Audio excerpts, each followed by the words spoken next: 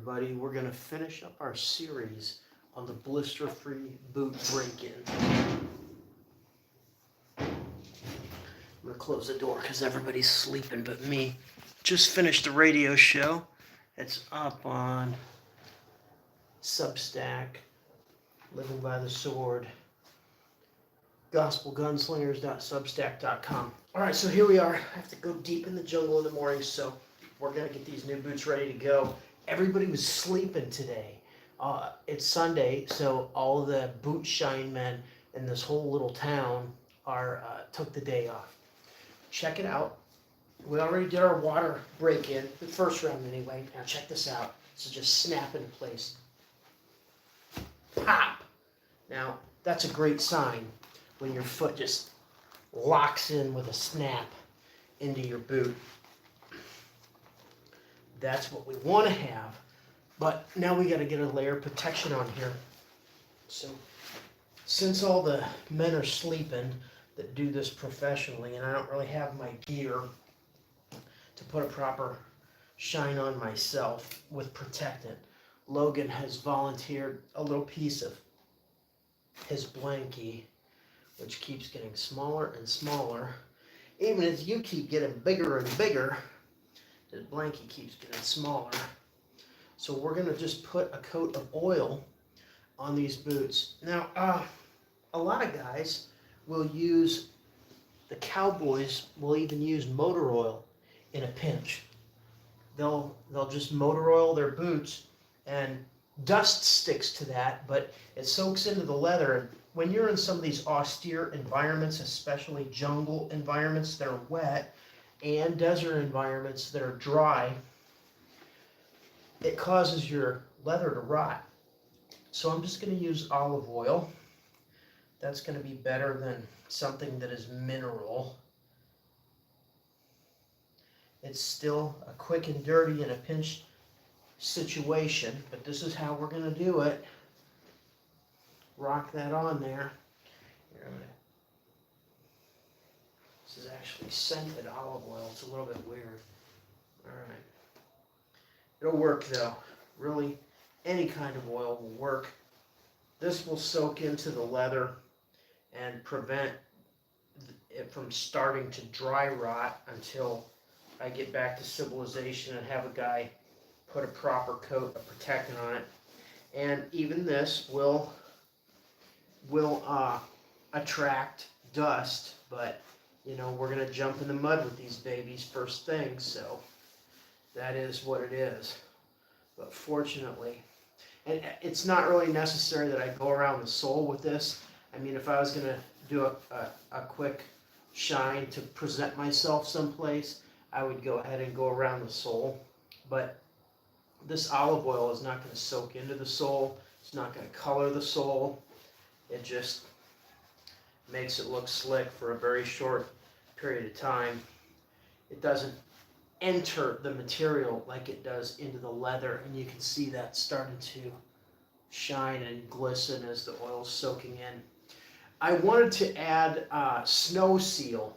In the USA, and especially doing winter warrior stuff and winter hunts, I really like the snow seal product. You can look it up on the internet. It's just SNO hyphen SEAL, snow seal. And almost nowhere can you still get it on the shelf. I don't know. I used to get it at Dick's and places like that. Make sure and pull your tongue back. And this tongue is largely synthetic, so what that means is this part right here, I'm just going to bend that down with my finger where I can get in that lower part of the tongue, which is actually leather. Get some oil on that. And then I'll kind of leave it slick so it can soak in. Now, if you use snow seal, your snow seal is you're gonna want to put a couple of coats of it on, and their recommendation is to use a preheated and extinguished kitchen oven, which does work pretty well. It's a little nerve-wracking to do that, but I have put on a lot of snow seal that way. The snow seal's a wax product. You can make something like it if you mix beeswax and olive oil, which if you heat that a little bit, I guess the best way would be in a double boiler. And if you do that, they're actually miscible once they're heated. So the wax and the oil will melt together and it'll make a conglomeration that is not as thick and gooey and hard to apply as a wax and not as thin as the oil. So it's kind of the best of both worlds. Dr. D uses that for pure waterproofing wood. Like if you have a cutting board, man, olive oil and beeswax mixed together is great. Okay, so here I'm going to do this same step again, where I just push in on the tongue, push the tongue down to get this part right here. My new boots are looking good and they're working great. They have a little bit of a polycarbonate or some kind of support in the toe. It's not a steel toe. I guess those set off mines, so they've gotten away from using them so much in the military. It's still pretty common in construction and stuff, but they just call it a reinforced toe. So the way that this looks slick and there's oil on the surface, that's the way you want to do it if you use snow seal. Little electric heaters that just, space heaters that just blow heat. You can put your boots in front of that, and then the snow seal, you just dip into that thick wax and glop it on your boot, and it'll start to slide around, and it'll create a finish just like this, where you got a glisten on your boot. So this one's had a couple minutes now to soak in, and it's a little bit more dull. So I'm just going to rub it one more time, but I'm going to leave a little bit of the residual product on because the whole purpose is to leave it on there where it can soak in. That snow seal is kind of a strange animal. As it gets cold, then it can crack and you lose some of your impermeability effect. The whole idea is to heat the leather so that the snow seal will soak in as deep as possible and get as many coats on as you can. And with the snow seal, in this little edge between the leather and the rubber, you really want it to soak down in there. You may even get a little crust where you can see white there, which isn't the optimum shine, but boy, if you're going to jump in the woods and just hunt the crap out of some cold, snowy woods, and you want your waterproofing to be tip-top, yeah, get the snow seal to melt into all those cracks. See these stitches right here?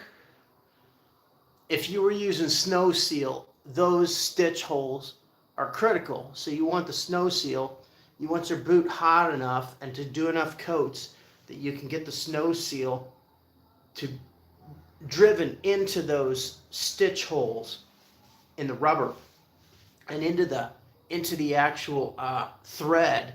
It's a heavy boot making thread, but it's permeable, so the wax needs to go in there if you want your optimal waterproofing effect. With a jungle boot, it's just going to get wet sometimes. You're going to get soaked through, but that doesn't have it's not the lethal threat that it is getting cold, wet feet in the north.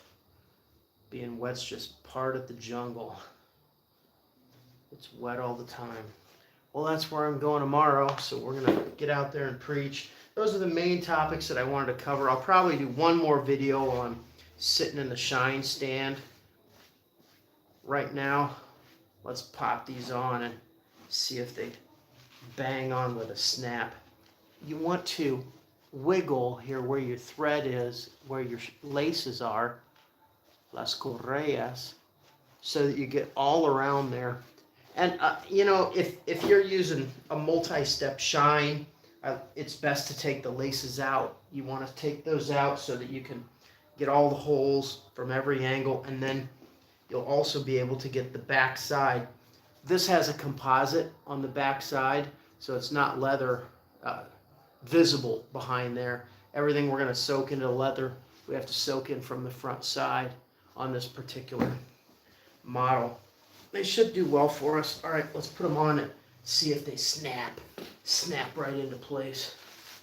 Should probably hand wash these socks. It's my only set of this material. Oh yeah, it just popped right on. Here, watch this. Ah! And you know, these are only 2 days old. So we've definitely done a speed break-in, and we're getting what we want out of this. I've got a little wiggle room. Oh yeah. Oh yeah. Did you hear that? Just kapow. Kapow. One more time. Boom. Zip it. Boom, boom, boom, boom. Ready to rock. Ready to rumble. Let's get her done. All right, everybody. Pastor Sam and the Gospel Gunslingers. Have a good night. Signing out.